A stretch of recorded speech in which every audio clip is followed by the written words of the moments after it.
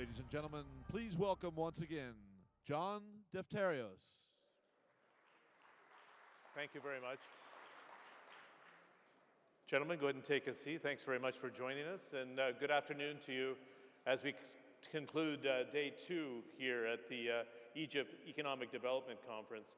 It's interesting, we were looking and having a pretty healthy debate in the green room behind closed doors, and I was going to use the analogy when you go to a restaurant, what's served outside on the table and how the dish gets made behind the scenes sometimes is quite different and quite messy back there. We're going to have a pretty interesting debate, I can promise you, for the next 45 minutes.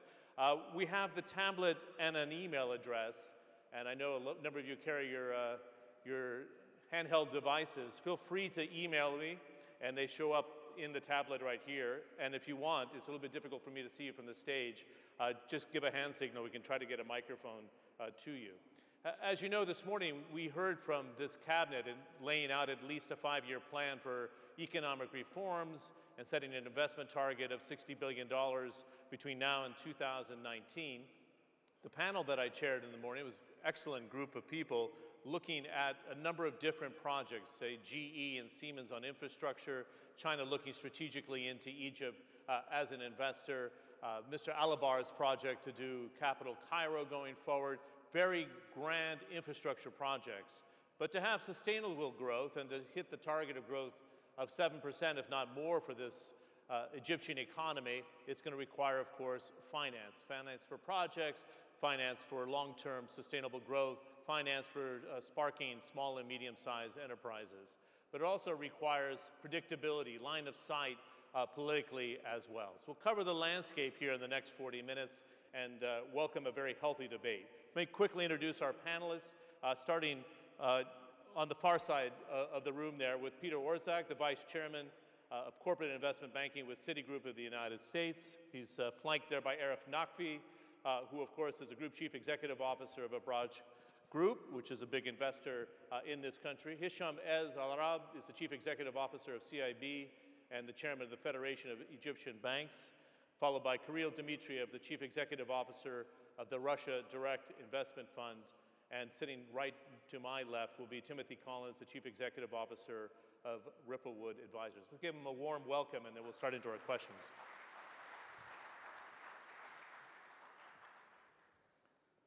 So to share the insight of what I was suggesting before you come out to a panel like this, that we can have a fairly healthy debate. There's a kind of a split here on the panel that thought we had exhausted the conversation about what we've been through for the last 3 or 4 years and what are the right policies for us to move forward with sustainable growth in this country. So I'm going to ask a couple of our panelists here to suggest whether it's a good idea that we tackle that or not. I'm going to start with Arif Nakfi first, Hisham, and then I'm going to jump to Tim, and then I'll open it up to the floor.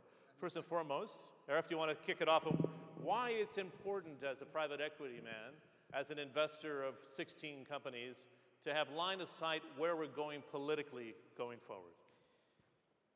And you really want us to continue from where we left off? Why not? Just have some fun. We're going to wake up the crowd at 5:30 in the afternoon. In that case, Tim and I are going to have to come up in front and we'll box under Queensbury rules. So, first of all, thank you very much for having me here. It's a very, very interesting time to be looking at investing in Egypt, not just because there are so many people here at this conference, but because Egypt genuinely is on the cusp of a fantastic and bright tomorrow. It's on the edge of a investment, I wouldn't say highway, but super highway if we get things right. But having said that, there are also so many different things that could potentially go wrong. So we mustn't get carried away with what I describe as the euphoria of this conference and this moment, because even though we've heard about a lot of projects that are potentially about to be announced, a lot of countries that have put a lot of capital at work to finance Egypt's capital expenditure, the way I look at it is, I suppose, pretty much across seeing Egypt as an investment destination, but in comparison with investment destinations that exist elsewhere. And having had the privilege of investing in close to 40 countries around the world, in what we call global growth markets, the rest of the world mistakenly still calls emerging markets, Egypt has a very, very important role to play in that. And when we look at the environment that we find ourselves in, This conference has been great because after 4 years of the business community feeling very beleaguered and very much under the hammer, so to speak, and a bureaucracy that hasn't been taking decisions, and a government that hasn't really been in tune with the needs of the country, we now have a change. And the new change is characterized by one thing that I'll start off by saying. I've been investing in Egypt for over 12 years. I have been a participant in the debate around Egypt for 15 years. It's the first time that I'm actually seeing every single person I meet in Egypt universally in love with its president. So this is a very, very important thing. There is unanimity within the country around the leadership structure in this place, and this is something that is very important to start with. After that, we also have a bureaucracy that is beginning to understand that it needs to keep pace with the times. Younger people in government are very dynamic, and we're seeing the business sector, the private sector, and government has come together in the development of these plans, as Hisham mentioned earlier to me, that everyone has played a role in coming together with this approach. So I think that's all very positive. We should park that. We should also at the same time, and I'll be very quick about this, we should be at the same time look at the potential negatives, because Egypt has a lot of need for a lot of capital very, very quickly. It has a currency that can very quickly go under stress, and it needs actually much more than foreign governments contributing and committing to play a role in the capital expenditure. It needs much more than a government that is very aggressive in promoting projects. What it actually needs is a business sector of believers. What it needs is the private sector to stand up and say, yes, this is the time to invest, because until the private sector does not invest, all the good actions of government, all these reform processes that are being put in place will actually not go anywhere.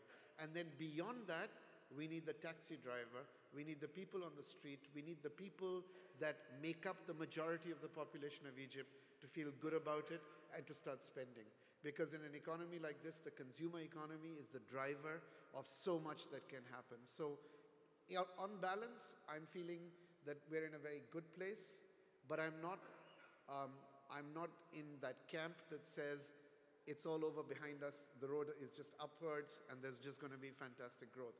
I'm saying that this year is going to be challenging. Everyone must work together to achieve the outcomes that we want. Hisham, how do you manage expectations? Because there's this top-line discussion of suggesting a target of $60 billion for foreign direct investment between now and 2019. And we know the last 5 years of the Mubarak government, there was nearly $50 billion of foreign direct investment, but it didn't trickle down very fast, and we know what the outcome was all about. And partially because of youth unemployment, frustration, not feeling a participant in the economy. How do you manage expectations from the euphoria that Arif talked about on the ground today, and gathering the support of the people to say, here's the roadmap forward, and are they engaging with the private sector to suggest, we're listening to you on that same sort of level? Well, let me tell you three things. One is that the plans you have seen over the last 2 days, yesterday and today, they are a result of the government work and engaging with the civil society as a banking sector, industrial federation, trade federations, the changes in the tax law, the company law. All of those are not coming out of the cabinet without interacting with the private sector. One.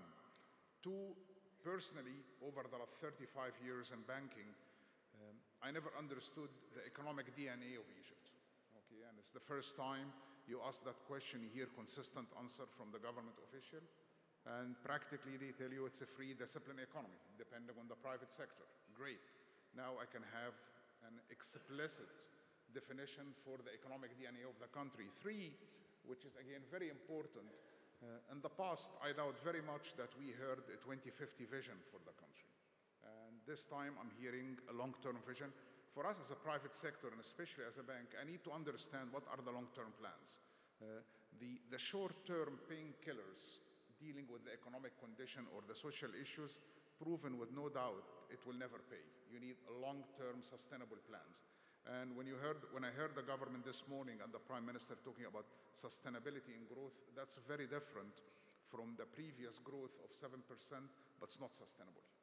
Now, the model have changed completely. There are a lot of details involved there. Maybe because we are on the ground, we see things much more clearer than someone from overseas. The challenge going forward, I agree with Arif, we have challenges. And the biggest challenge we're going to have in the future is getting everyone from the taxi driver all the way up to the most senior people on the country to work all in harmony. We need to get our country better. It doesn't work by only the leadership. You need the team, which is the public, to buy in and get involved. Getting them engaged during the planning process is an excellent thing, but they have to be engaged in the execution process as well. Let me follow up just very quickly with you. Is there a disappointment on the man on the street that the exercise in democracy didn't last very long? Does it make a difference at this stage? Does the president have the full support to put forward this roadmap and they understand where they're going today or not? Well, put it that way. I mean, people went out on the 3rd of June because they thought that democracy is being hijacked. This is my personal guess. And I think whatever were the rules before in dealing with the public, it's different. Now the president, any president of Egypt, President Sisi or the future president, they practically serve the public. It's very different from the previous model. They're going to implement what is good for the country. It's not what they think is good. And that's a major shift. It's a big shift. Yeah. Tim, what are your thoughts on part of the debate? This microphone's a little bit too far away for you there. Where you're going? The wrestling, the boxing or wrestling part, or yeah, I guess you which part? can do that if you like. You guys have been very tame. I was a high school wrestler, so I don't think it would be fair. It was pretty nasty behind the it's too tame in public. We're great friends. No. Tell me why you're interested in Egypt, particularly now in this sort of climate. Why now? So Hisham and I have been partners for almost a decade. It's been a fabulous experience. I've been coming here for a decade. I've been here 30 times since 2011. So I've seen over the last decade an enormous change, and I agree with Hisham. This is the most exciting time in my experience to be an investor in Egypt, and I'm investing, with both feet. Why is it? I'm a half full sort of guy, and first of all, I made 2 investments a year ago, and they've doubled. So that's a good start. That feels like the right direction. Secondly, I think our business is a slightly different model than many, and we have 3 very simple principles. One, we don't do anything with people that we don't enjoy being with. There are so many great Egyptian businessmen, leaders, political people who have sacrificed an enormous amount to take on these huge tasks. There are lots and lots of great people here, and that is the first and foremost thing that we consider when we're making investments. Secondly, we don't invest in places where we don't think it's interesting and important. It is fascinating to be investing here at this time, and it is important. What's good for Egypt is good for the region, and what's good for the region is critical to the fate of the world. So it is a fascinating, interesting, and very important time to be here. And thirdly, we don't invest unless we think we can make extraordinary returns. And our experience with CIB was, I don't remember the exact numbers, but I think over the last 8 years, CIB's market cap has increased by between 8 and 10 times. So, we've doubled in the last year. Hisham has led an extraordinary performance. And so, the third question for us is, are we going to make a lot of money? We think we're going to make a lot of money. Well, the fourth question is, which sectors are you looking at next, right?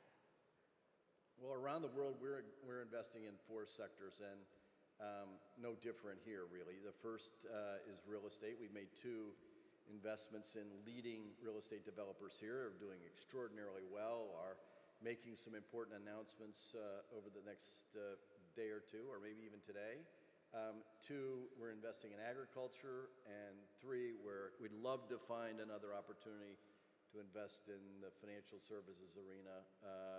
Hopefully it'll be as successful as it was with CIB, which is, by the way, I've invested around the world. I've owned banks around the world. I worked for Peter for a few years when I was on the board of Citi. CIB is a world-class financial institution. It's here in Egypt. It's been through the tough times. It's been through the bureaucracy. It's been through all the things that people complain about, and the management and the culture prevails. So I guess if I had any advice, any of the sort of half-empty advice, it would be stop whining. This is the future is down to the private sector. It's not down to some change in the law or some revolution in the bureaucracy. Hisham has prevailed in difficult times, in optimistic times, and it's down to the private sector. There are great companies here, there are great entrepreneurs here, and the bottom line for me is I think they will prevail, and I think the government's attitude is really important in two very simple ways. Number one, this is a democracy. This is a democracy with enormous amount of legitimacy among the people.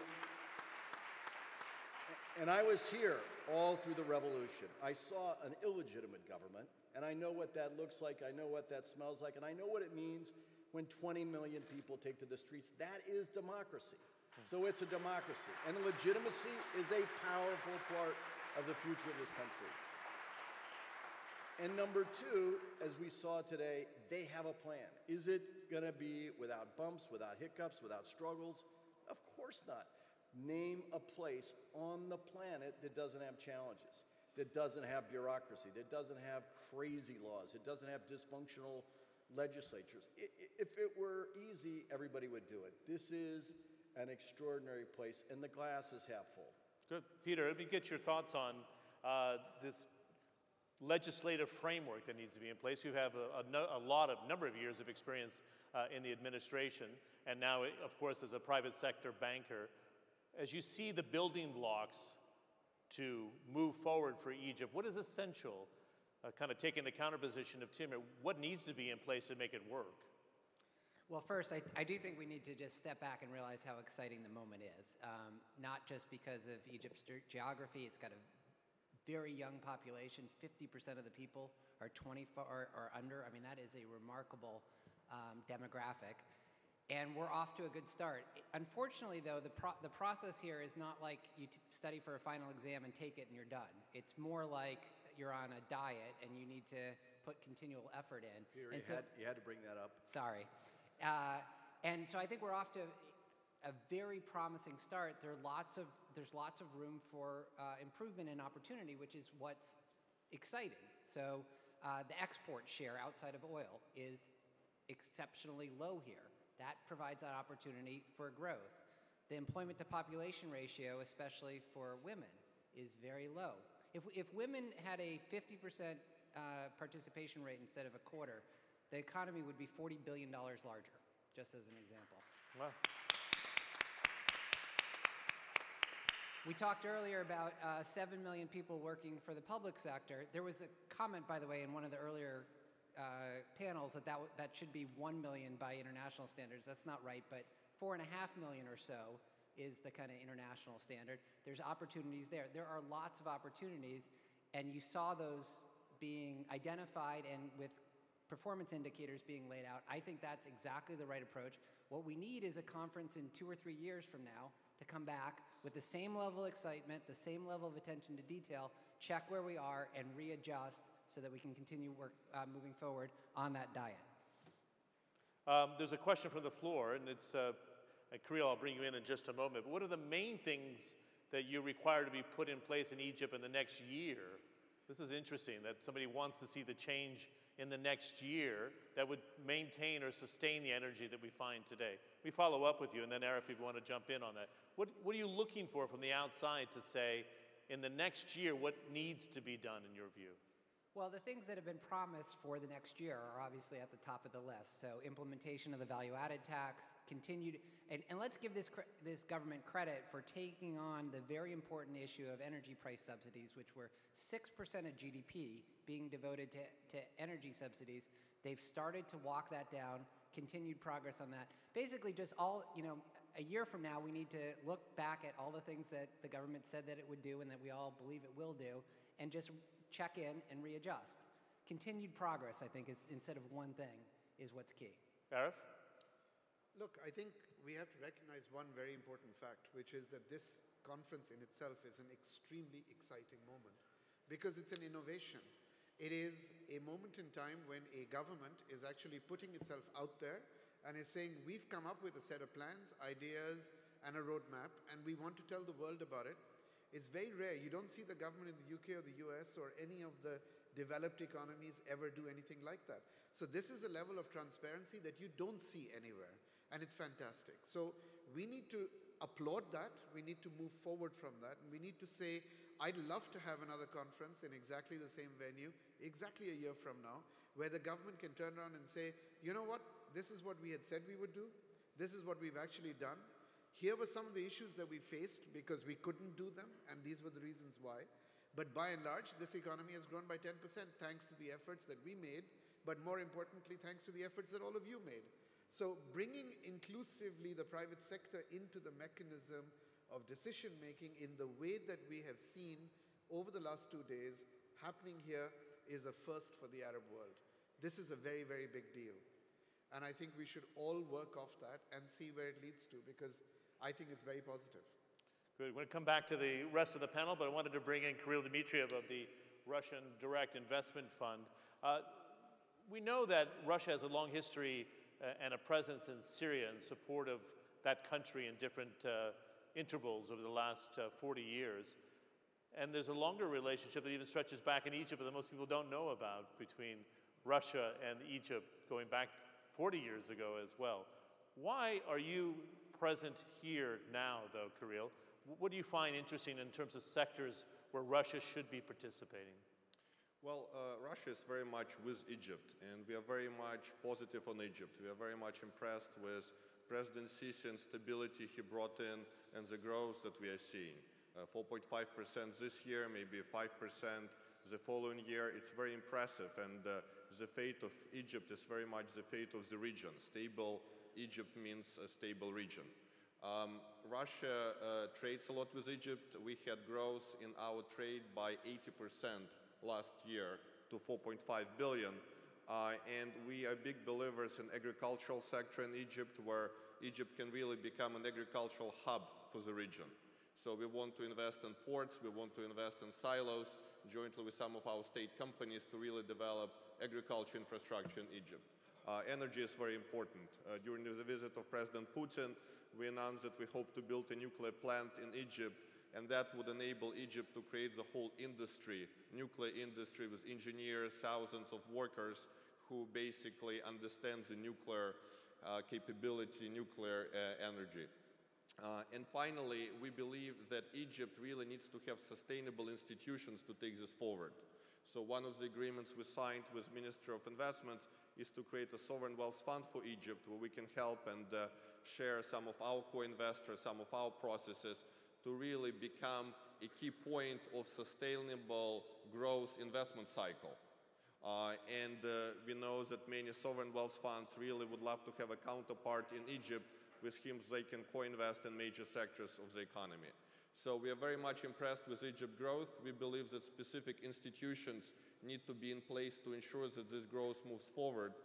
And we would very much love to support Egypt and trade more and invest more in Egypt. Agriculture, you're pretty keen on, I take it, yeah? Yes, I think agriculture is really significant, and Egypt can be, as I mentioned, the infrastructure hub for the region. And in the next couple of years, if some of the plans we heard today about logistics for grains and other things materialize, really we are talking about Egypt being the agricultural hub for the region, with Russia being a big supplier, but many other countries supplying as well. Okay, I'm getting some questions on the iPad, but let me know if you want to ask any questions from the floor. We have some microphones scattered about, so I'll come to you in just a second. The question I have on the iPad that come in, I'd like to pose to Hisham and to Arif, and Tim, please feel free to jump in on this. Which are the biggest growth sectors in Egypt for the next 3 years in your eyes? Tim touched on that before. Hisham, do you want to take a crack? Arif, you've been active in the consumer-facing sector as well. What do you think, Hisham, for the next 3 years, the sectors you like outside of financial services, of course? Well, still the financial service, definitely, because talking about the financial inclusion, we have a very long way to go. And of course, the consumer goods. We have a large part of our economy, it's a gray economy, which is not registered, is not listed And How big of a share? This has been brought up to me 2 or 3 times today. 25% of the economy, well, 30%? you're going to hear numbers as low as 40% and numbers as high as 60%. Wow. I think it's somewhere in between. If you have X listed economy, you have another X. So you're looking at a $500 billion economy, not 270 basically. And it's not illegal, but it's not registered. Okay. Yeah. Arif? So I and my colleagues are very, very big believers in Egypt, actually. We have over $1 billion deployed in the country, and we're the largest foreign investors in private equity here, full stop. And why do we do that? Because we believe that the opportunities and the growth that is prevalent in the consumer sector, and in terms of going forward, the opportunities that are going to get thrown up in the consumer sector are enormous. So I agree with what Hisham is saying. Yes, the financial sector is excellent. But if you look at 2 very crucial sectors in which we have recently started deploying, which are education and healthcare, these are 2 crucially important sectors for Egypt's development. So if you ask me, where will Abraj's efforts continue in the coming 2 years, forget about 3 years, we already have a game plan where we have committed $200 million into investment in healthcare and $200 million of investment into education.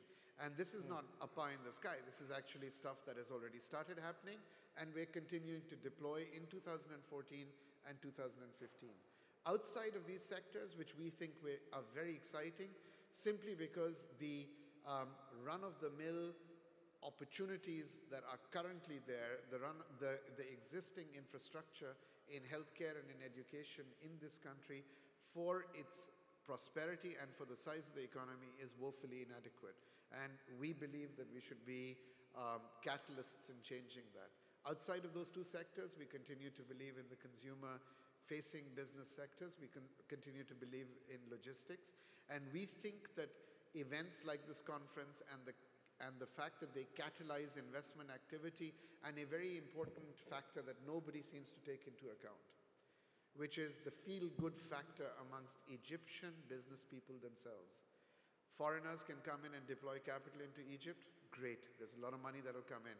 Foreign governments can help by contributing capital expenditure. Great. Carol can help set up a sovereign wealth fund in Egypt. Great. The driver of the economy is going to be the Egyptian business people. There's no 2 ways around it. And when I look at the level of optimism and excitement amongst Egyptian business people today, it is higher than I've ever seen. So I'm very optimistic. Peter, any thoughts on the sectors that you're seeing demand for Citigroup in terms of lending? Well, I would just say on education, again, opportunity for massive potential for economic growth to move, as the government has now stated as a goal, to the top 10 in the TIMSS, the international test, relative to 2007, which was the last set of tests that Egypt participated in, which was far away from the top 10, would provide a huge wind at your back in terms of improving workforce and macroeconomic growth also. So, and obviously healthcare, you need a productive workforce. So they are both crucial sectors from the perspective of economic growth, not only from the perspective of people's well-being. Good. So you endorse the Abraj business plan? Well, not the specific business plan.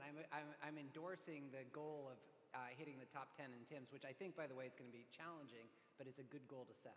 One sector I didn't hear much about, and I know the UAE was looking at this initially because they think there's a real dire need, not just as an investor, but something that's been lacking in this economy is low-income housing.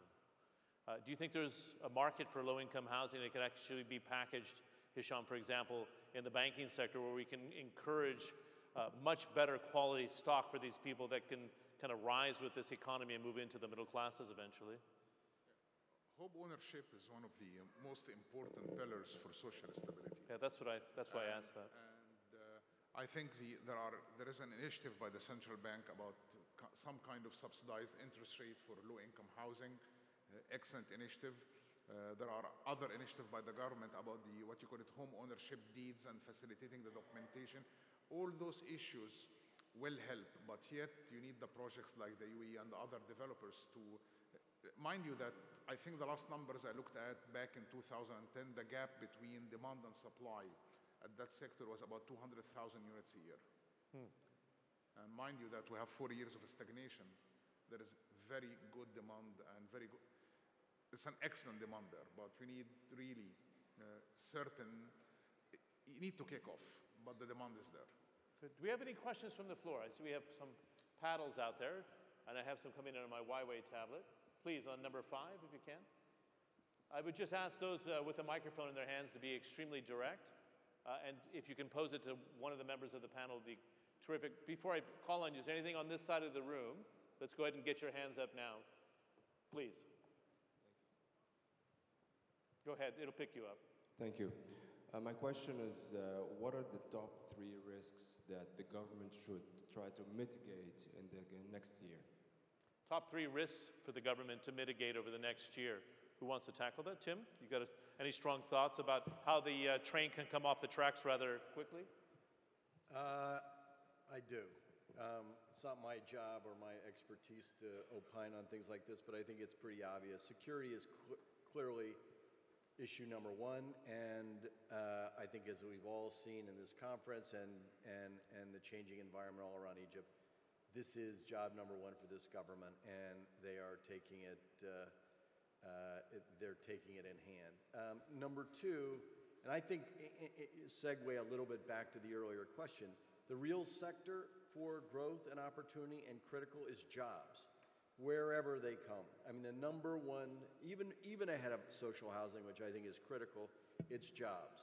And so if there aren't more jobs, that's a significant risk. And then finally, obviously, some of it's mitigated by this conference, but access to foreign currency is a critical for the next 12 or 24 months until the momentum gets back into the tourism sector, back into the export sector, and there's more foreign direct investment. Anybody else want to tackle that on the panel? Go ahead, Kirill. Yeah, I'll just answer with just one risk, and that's execution. I think if 60% of the plans announced today get executed, I think there is no turning back. But being able to execute on those plans with very specific, things getting done, that is, I think, something that needs to be great focus on. But once 60% of things announced today gets executed, no turning back. We had a hand up here, number 3, please. Go ahead. Yes, I had a small question. Over the last couple of days, we've seen a list of very impressive and strategic projects being announced. I'm guessing that most of those projects will be entrusted to the private sector. Would the banks be willing to change the attitude that we have been seeing over the last few years in lending the private sector and helping the private sector execute some of those projects? Hisham, do you want to jump in on that? I didn't get the question right, I'm sorry. He's saying you don't lend money. We don't lend money. That's the way I got it, but I didn't want to speak for it. But I make money. So we don't need to repeat the question, but I think the question was, why aren't you lending money to the private sector to push this thing along? No, it's not lending money to the private sector. Banks, our job is very simple. We take deposits and we have to give loans. If I take deposits without giving loans, I cannot make money. So, but maybe the rules of giving the loans may not fit with some clients. And each one of us in the banking sector has his own risk parameters or risk criteria. So we may be indifferent about how we look at things in terms of leverage or cash flow. And maybe those are the reasons for saying no. But without loan growth, we'll die. And I think from the numbers I have seen in the last quarter of 2014, our loan growth have hit 18% as a bank, and I think the entire industry is almost the same number. And my worry is about a very fast loan growth based on what we have seen over the last 2 days, because we need to be prepared with enough firepower for loan growth. People are criticizing banks that they have a low loan-to-deposit ratio of 40%. Guess what? I think in 2 years' time, we're talking about a much higher rate from that, in view of what we have seen, obviously. Good. Again, a question off the tablet. We touched on this. This is from Anoop. Inclusive growth has to also have concrete steps to improve the lives of the poor people. So concretely, from what you heard from this cabinet and the 5-year roadmap that's been put on the table, Peter, do you think it addresses the needs of the the poorest of society, and this is where the fervent was during the Arab Spring, the Tahrir Square moment, if you will. There's a lot of hope. I mean, look, the most important thing you can do for inclusive growth is to get the growth part. If you're growing at 6 or 7%, there's a lot more opportunity for everyone to benefit than if you're growing at 2 or 1 or 0. So that's the first most important thing. And the second thing is you can do lots of things that are progressive in nature that help inclusiveness. So we talked earlier about education. That is a classic example of making sure that you have adequate funding for education to bring people who are talented but low income up the income distribution.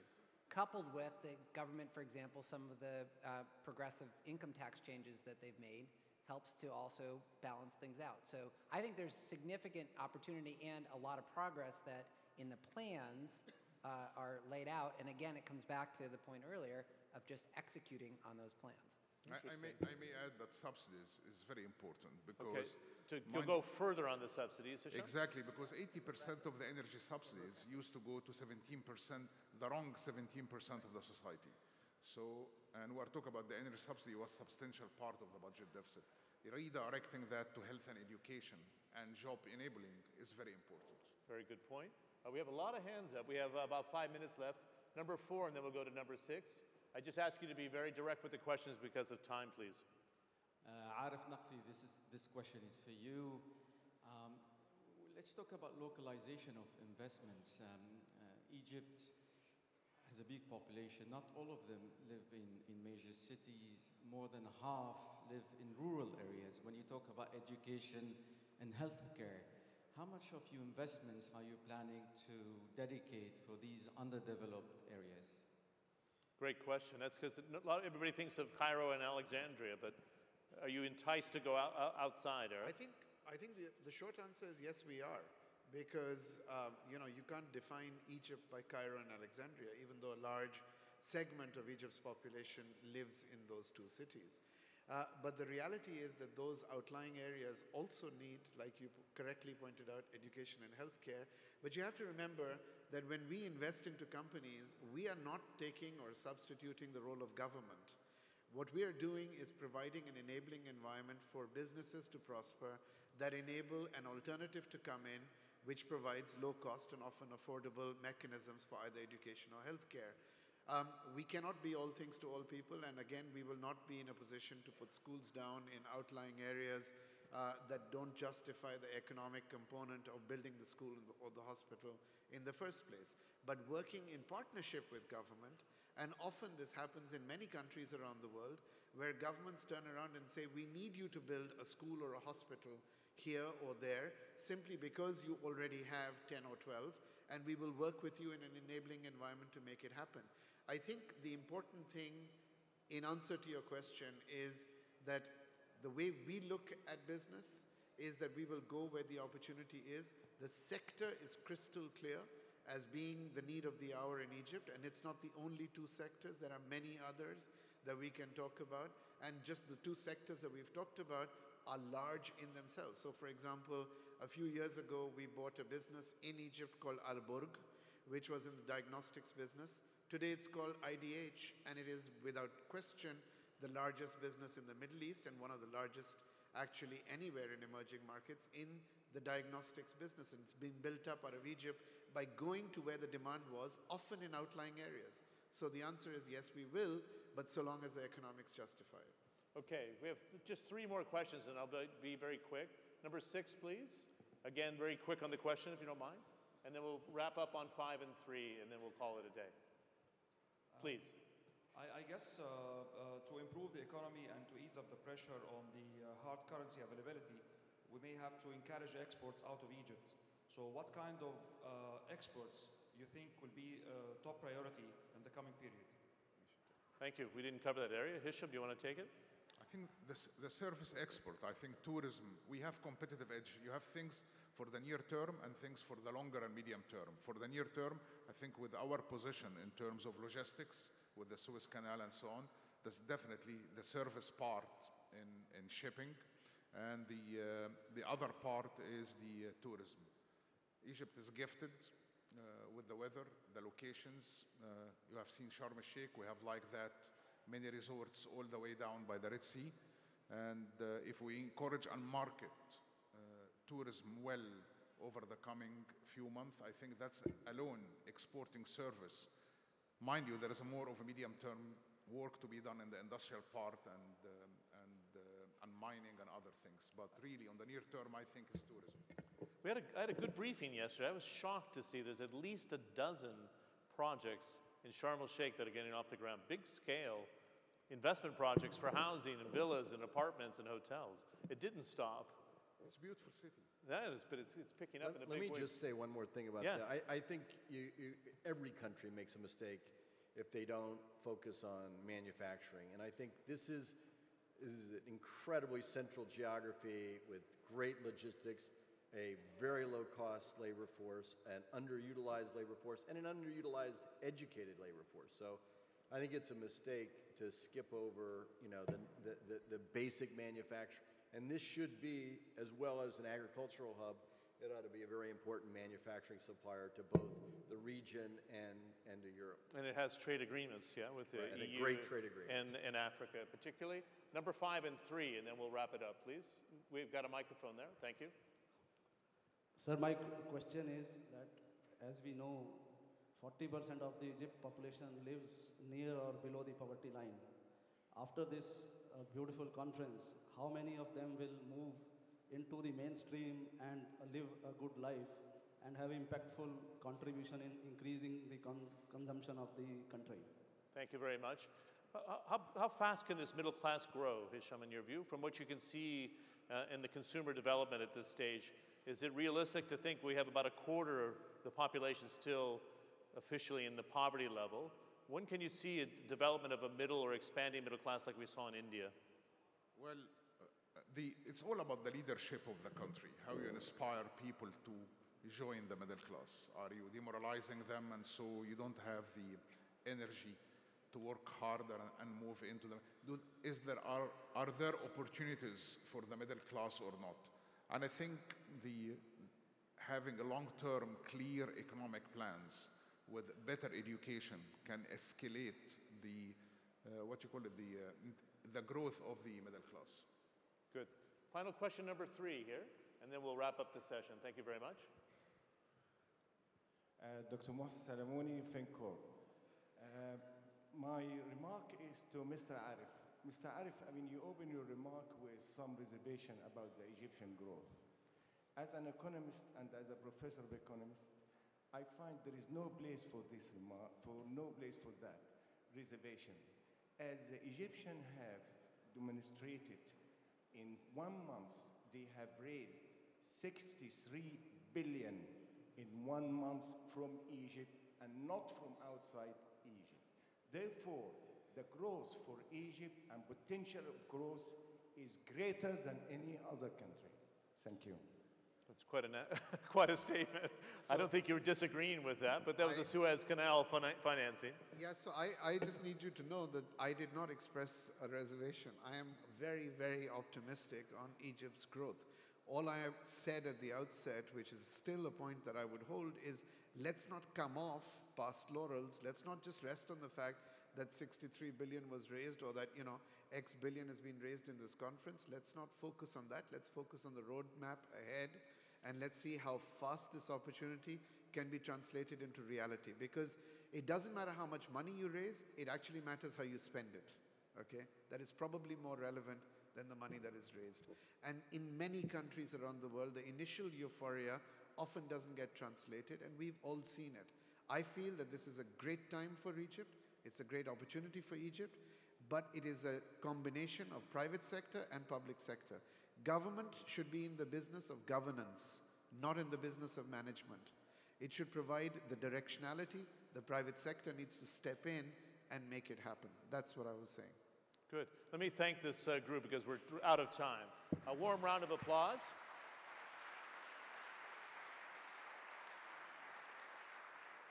And I want to thank you personally for all the questions from the floor. You were all very direct, directed them to the panel, and I really appreciate your contribution. And for a 6:15 panel wrapping up, I got to say the energy in the room is very good. A warm round of applause for yourself, but thanks for the participation. Yeah?